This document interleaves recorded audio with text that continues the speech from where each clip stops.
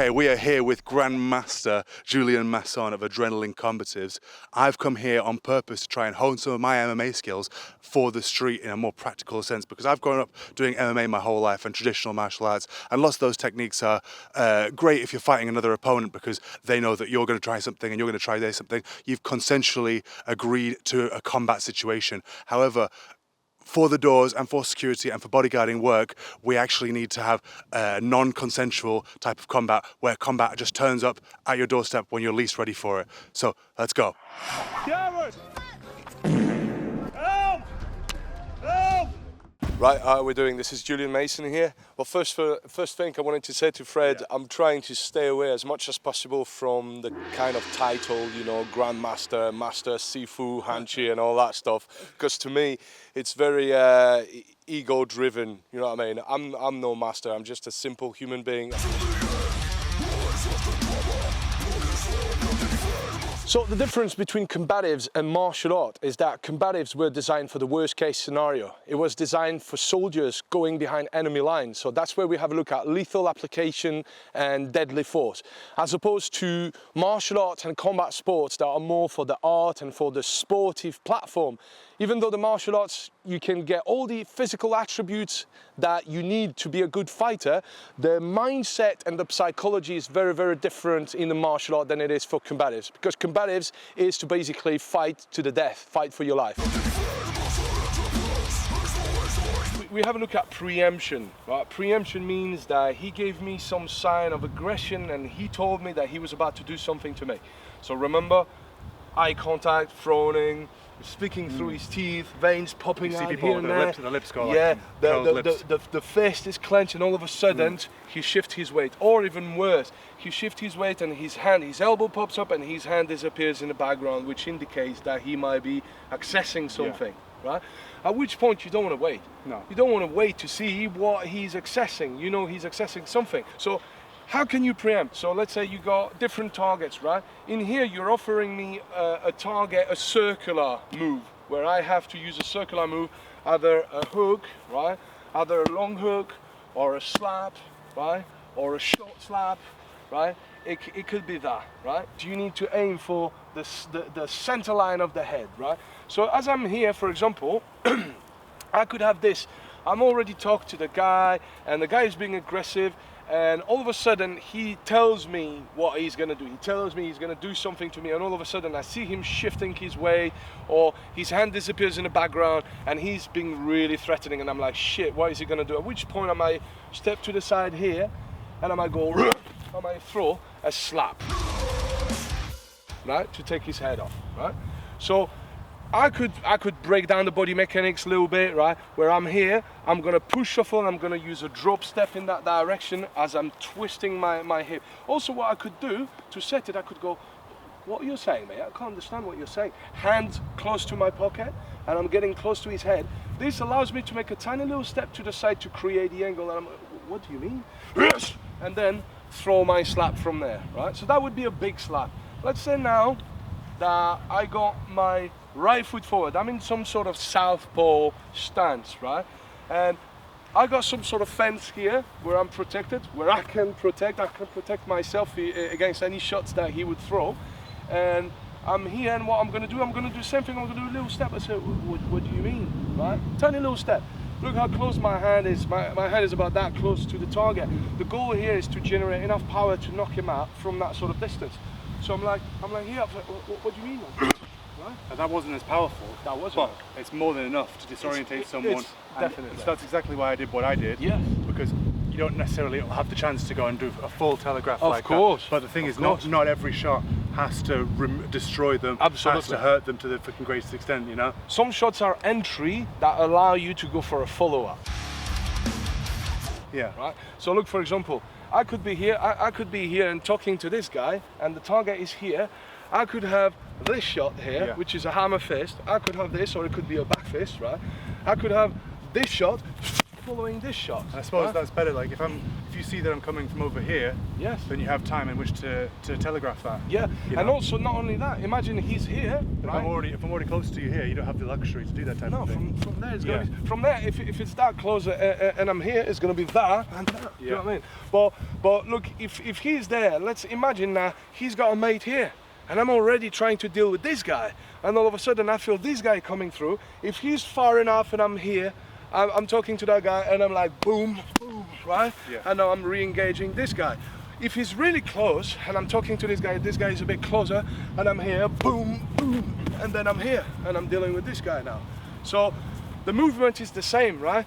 It's a reverse movement accompanied by a circular movement, or a reverse movement accompanied by a circular movement, right? Whether it's an elbow or it's a hammer fist to a slap, the movement is the same.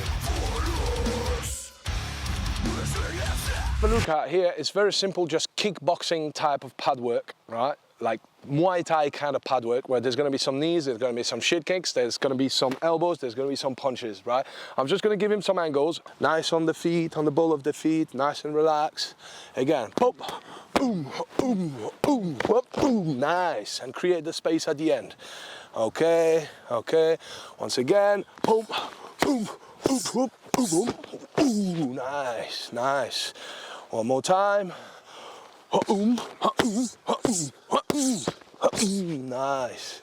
Okay, now what he's going to do, he's going to throw jab, cross, so jab, cross, hook, leg kick. Huh? Jab, cross, hook, leg kick. Nice. Nice and fluid. Jab, cross, hook, leg kick. Nice. Jab, cross, hook, boom, that's it. Check your distance. Jab, cross, hook, boom, that's it. Jab, cross, hook, left kick, left hook, right hand. That's it. Again. Boom, boom, boom, boom, boom, boom. Nice. Well done. The game you're good at is having somebody in front of you and you got all your tools here. You got all your tools here, you got everything here. That's the game you're good at. As soon as somebody steps offline, what you need to be good at doing is engaging one shot to get back to what you're good at. So if I'm here, boom, and now look, now I'm here, boom, boom, boom, boom, I'm doing all my thing here. If I'm here, what do I have to do? I have to raise my shoulder up just in case there is a shot coming at me. I'm here, and I'm here, boom, boom, and now all of a sudden I'm here, I'm facing you. Like if you're standing here, for example, right, and I'm, for example, dealing with this guy, that's the same thing from here, boom, boom, and now I'm here. So that's why you need to be good at fighting southpaw as well. You know, it's like the transition, like how a cowboy would have to draw his gun before he can use it. Yes. Or the samurai has to draw his sword and then use it immediately. It relates to that. So from there, as I'm talking to this guy, I have to find a way to strike him from where I am, right? So from here, look, if you come here, if my hands are here, just put your hands where your junk is, right? Protect your balls, that's it. As I'm here, my hands are here, boom, that's it. That would be the first thing. If the guy is facing me and my hands are down, the first thing I'm going to do is boom, here, attack the groin, and then I attack this. And from there, let's say from here, there, boom, boom, boom, boom, and then I go on to my boxing game after. That's what you're good at. Yeah. What you want to work on. Being able to get to the point where you can do the normal MMA stuff, which is 2 or 3 seconds into the fight. Yes. The start of the fight. But you want to start. You want to be able to strike 360-degree around in order to get to a position where now that's it. You're back to your game, right? Because here you're not in your game. All you have to do is attack the groin, attack the face, and boom, big right hand, and now you're in your game, right? Next thing I wanted to speak about is the headbutt and its application in a street situation, right? So a lot of people, I see them teaching the headbutt, right? And you can tell from the way they teach it that they've never thrown a headbutt in their life, right? Especially the people going and doing this, right? Because all it takes is Fred to drop his head and I end up busting my nose onto his head, and it adds the opposite effect, right? So the goal with the headbutt is to hurt him, not to hurt me, right?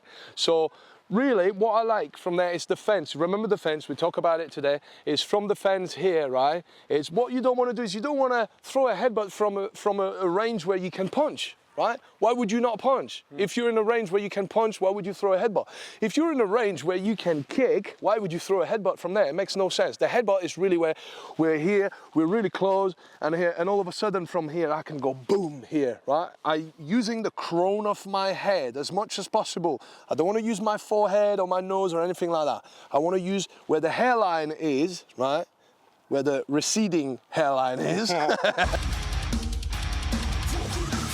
Right there, boom here, that's where it is. So what I like to have some sort of side clinch, right, where I am, one sec, just to show you, where I am here. I got some sort of side clinch here, and from there I'm dropping my body weight, boom, as I'm going there, which I can continue with the headbutt. So what I taught Fred the other day, he's got the guard up. What I want to do is I want to negotiate this. I want to negotiate this with this hand and crash in with this, and he wants to lift that higher, and boom here, and boom here, and you want to meet it slightly as well when I go. So I'm here, I want to negotiate here. I'm just talking to the guy. I negotiate his crushing. Yeah, just a few more times, is that okay? I'm here, negotiate his crushing, right? Again, I'm here, negotiate this, crushing, headbutt, elbow, right? Last one, I'm here, I will negotiate this, crushing with my forearm. I'm crushing with the hard part of my bone into his neck, right? So I'm there, negotiate this, crack, grab the clothing, headbutt, elbow, at which point I can disengage and throw something else at the end, right? We're not gonna have a look too much at what we can do after. I just want Fred to do the very basics. Nice. Jab, cross, hook. Boom, boom. Finish with the knee. Boom. Jab, cross, hook. Up. Boom, boom, jab. Boom. Jab, cross, hook. 1, 2, 3. Boom. Nice.